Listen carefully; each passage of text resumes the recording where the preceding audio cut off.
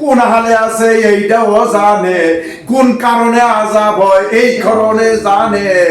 এই কারণে আমার আল্লাহ ডাক দিয়া কয়, ইয়া আইয়ুহান নাবিয়্যু ইন্না আরসালনাকা শাহিদাও ওয়া মুবাশশিরাও ওয়া নাযীরা। দোস্ত গো, আপনারে সাক্ষীদাতা হিসেবে বানাইছি। আপনারে ইয়া আইয়ুহান নবী, নবী গো আপনারে গায়েবের খবর দাতা হিসেবে বানাইছি। হিসাবে বানাইছে গায়েবের খবর দাতা। এখন কি গায়েবের খবর দাতা? নবী গো, কবরে আযাব হইতেছে, দুনিয়ার মানুষে জানে না, দেখে না, আপনি তো দেখতেছেন, খবর জানতেছেন। সুবহানাল্লাহ। এই খবরটা দেওয়ার জন্য আপনারে আমি বানাইছি নবী গো সাক্ষীদাতা হিসাবে। ইয়া রাসূলুল্লাহ, সাক্ষীদাতা হিসাবে আপনারে বানাইছি। কি সাক্ষী দিবেন? আপনার গুনাহগার উম্মত কে নেকি কে বদি, এই সাক্ষী কাল হাশরের ময়দানে আসাইয়া বাসাকা মাকামাম মাহমুদা, মাকামে মাহমুদের মধ্যে দাঁড়াইয়া দাঁড়াইয়া আপনি সত্য মিথ্যা, বেহেশতি দুজকি সাক্ষী দিবেন। আহা, এখন আসেন আপনাদেরকে আমি প্রশ্ন করি, সাক্ষী দিতে হইলে দেখার কাম লাগেনি? হ্যাঁ লাগে। এখন যদি কোর্টে যাইয়া ম্যাজিস্ট্রেটের সামনে, বিচারকের সামনে, হাকিমের সামনে সাক্ষী দিতে গেছেন, এখন ডাক দিয়া কয়, লেখক মিয়া বলো তো এমুকের মাথায় এমুকে বাড়ি দিছে, তুমি দেখছনি? এখন কয়, হুজুর আমি দেখছি না, আমি শুনছি। তাইলে সাক্ষী গ্রহণ হবে নি? হ্যাঁ, সাক্ষী গ্রহণ হবে না, বরং বলতে হবে, হুজুর আমি সামনে উপস্থিত ছিলাম, তার হাতের মধ্যে একটা বাঁশের লাঠি ছিল, ওই লাঠি দিয়া তার মাথার মধ্যে আঘাত করছে, আমি উপস্থিত ছিলাম, তাইলে গ্রহণ হবে, ঠিক না? এখন কাল হাশরের ময়দানে আমার নবীকে যখন সাক্ষীদাতা হিসাবে ডাক দিবে, আমার নবী সাক্ষী দিবে, তখন আমার নবী 1450 না 1500 হিজরি চলছে, 1500 বছর আগে যদিও দুনিয়া থেকে বিদায় হইয়া গেছে, আমার নবী কামলিওয়ালা এখনো গুনাহগার উম্মত কোন হালে আছে না নাই, এইগুলি মদিনা মুনাফফারা শুইয়া শুইয়া দেখতে আসে। সুবহানাল্লাহ। ঠিক না? ঠিক না? দেখার ক্ষমতা আছে কি নাই নবী? হ্যাঁ, যেহেতু দেখতেছে কে নমাজি কে বেনমাজি, কে ভালো কাজ কে খারাপ কাজ, এই সাক্ষী দিতে হইলেও উপস্থিত থাকা লাগে এবং দেখাও লাগে।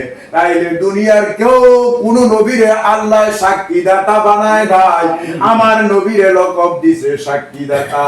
ইয়া আইয়ুহান নাবিয়্যু, ঠিক না?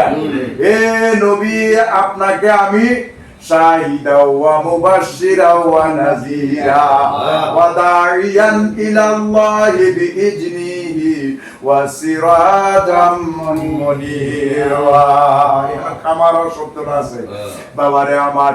এখন আমার নবী কামলিওয়ালা, জাহের এবং দেখনেওয়ালা, সাক্ষী দেনেওয়ালা, আল্লাহ ডিক্লেয়ার দিছে। সুবহানাল্লাহ।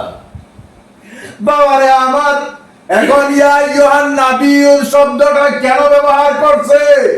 আল্লাহকে আমরা দেখি নাই দোস্ত, আপনি যাইয়া দুনিয়ার জমিনে আমি আল্লাহর সাক্ষী দিবেন। সুবহানাল্লাহ। কি দিবে? সাক্ষী দিব।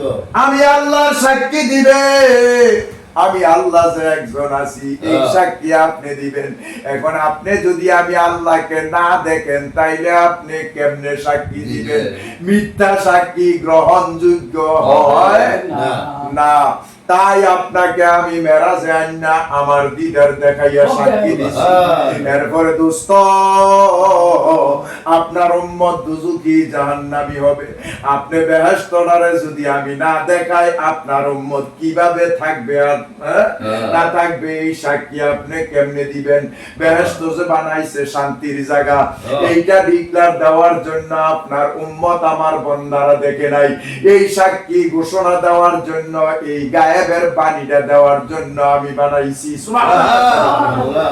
বাবারে দুজকের বাণী দেওয়ার জন্য, কবরের আযাব সত্য এই ঘোষণা দেওয়ার জন্য।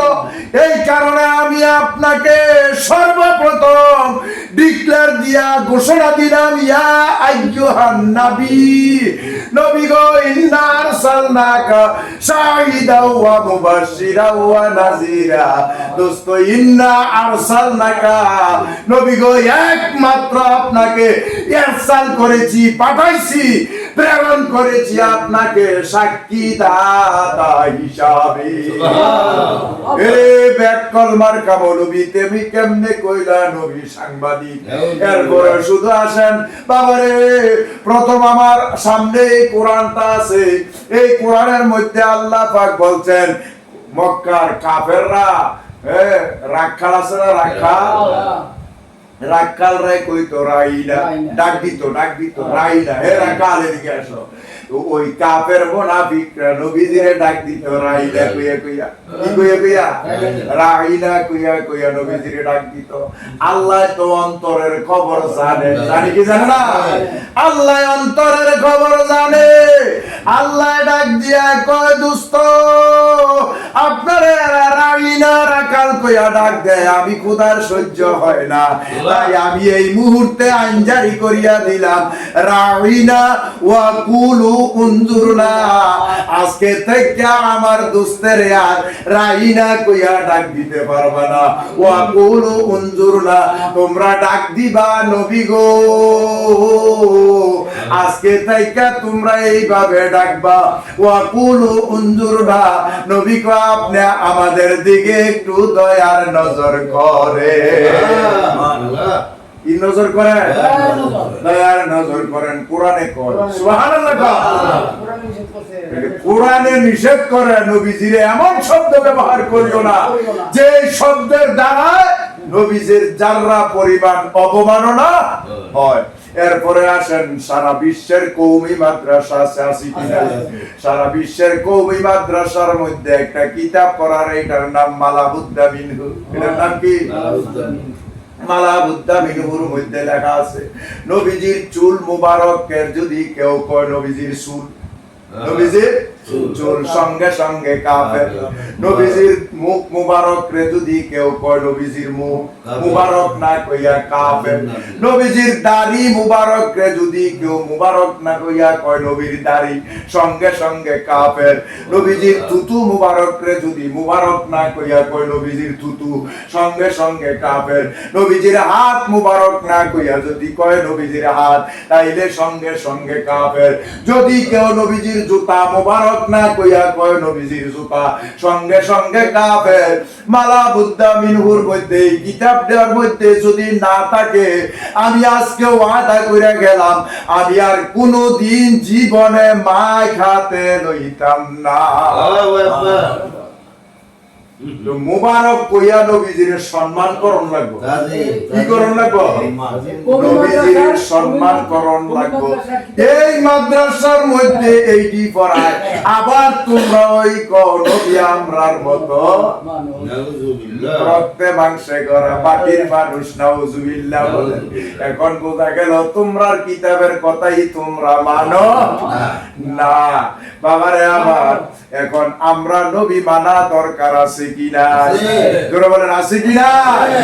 নবী মানা দরকার আছে। নবী মানতে গেলে লোক সংখ্যা হবে কম। আল্লাহ নিজে ডিক্লেয়ার দিয়েছেন, ফাকালিলাম মা ইউমিনুন, ঈমানদারের সংখ্যা হইল কম। ঈমানদারের সংখ্যা কি? কম। এখন আসেন বাবারে আমার,